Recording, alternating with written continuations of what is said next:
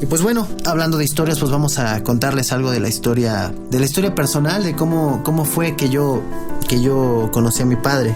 Mis papás se separaron. Mi mamá vivió con mi papá bastante tiempo. Mi papá se separaron, tuvieron sus problemas, tuvieron unas diferencias, y yo vi a mi papá nuevamente hasta que cumplí prácticamente los 12 años. Volví a verlo y me acuerdo cuando hablé con él la primera vez. Bueno, hablé muchas veces, pero en realidad esa vez fue como que algo padre, porque ya tenía muchísimo tiempo sin hablar con él. Era un rollo como que en realidad estaba yo ansioso por conocerlo, por saber de su vida. Y pues bueno, pidió el taxi, porque él fue el que mandó el taxi para que fuera por mí. Llegó el taxi, me recogió y me llevó a su casa. Recuerdo en aquel entonces mi mamá me había comprado un Pants. Era muy conocida esa marca en aquel entonces, y utilizaba muchísimo los diseños a base de cuadritos y de tipo dominó. Y recuerdo cuando lo vi la primera vez, me abrazó y me dijo: ¿qué pasó, tocayo? Ya estás bien grandote.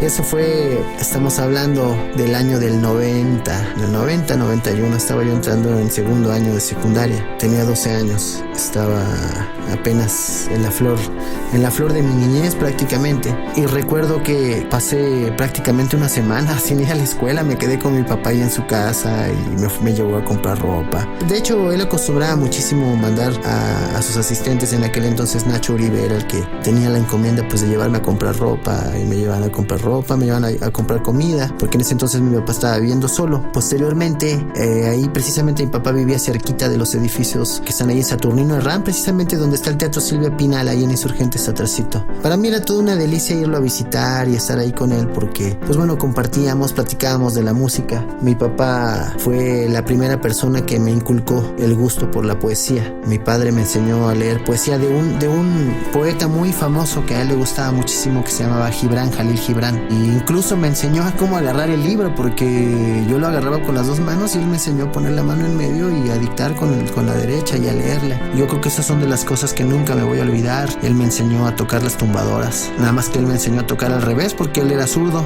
yo soy derecho. Y fue una bronca porque él decía: no, es que tú las tienes que tocar así. Yo le decía: papá, pero es que yo no soy zurdo, yo soy derecho. Y aprendí a tocar con la derecha las percusiones, las tumbadoras. Yo tuve la fortuna de pasar muchísimo tiempo con él, vivir mucho tiempo con él, e incluso irme a giras completitas con él. Iniciamos giras que, por ejemplo, empezaron aquí en el Estado de México, en Ecatepec, y terminaban allá en Aldama,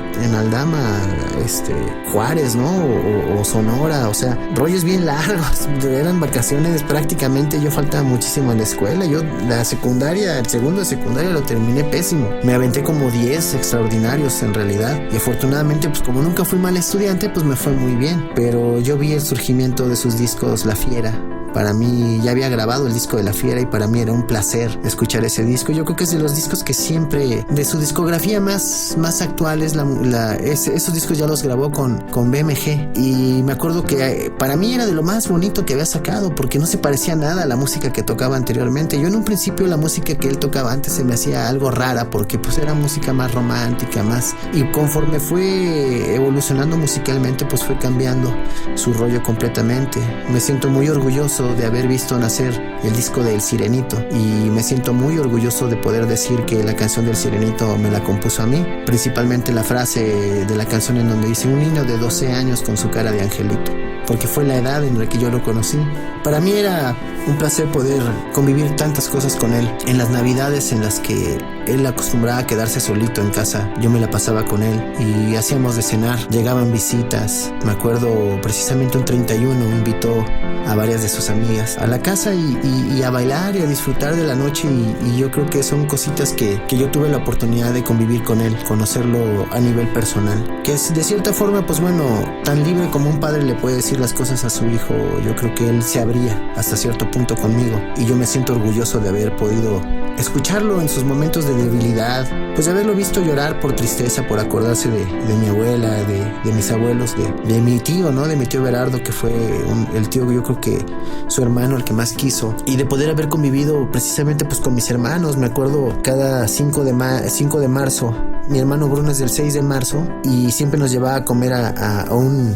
Voy a meter un golazo, pero nos llevaba siempre a comer a la Fonda Las Delicias. Estaba ahí en Insurgentes, en San Ángel. O nos llevaba a la mansión. Es decir, él siempre se preocupó hasta cierto punto de poder brindarnos un poco de su tiempo. A lo mejor no habrá sido el padre perfecto que siempre está con sus hijos y siempre los escucha y siempre los oye, pero él tenía esa capacidad de que con poco tiempo que compartiera con nosotros nos llenaba de alegría, nos llenaba de gusto estar con él. Pues son un montón de cosas las que podría contarles, pero yo tuve la fortuna de ser hijo de Rigo Tobar.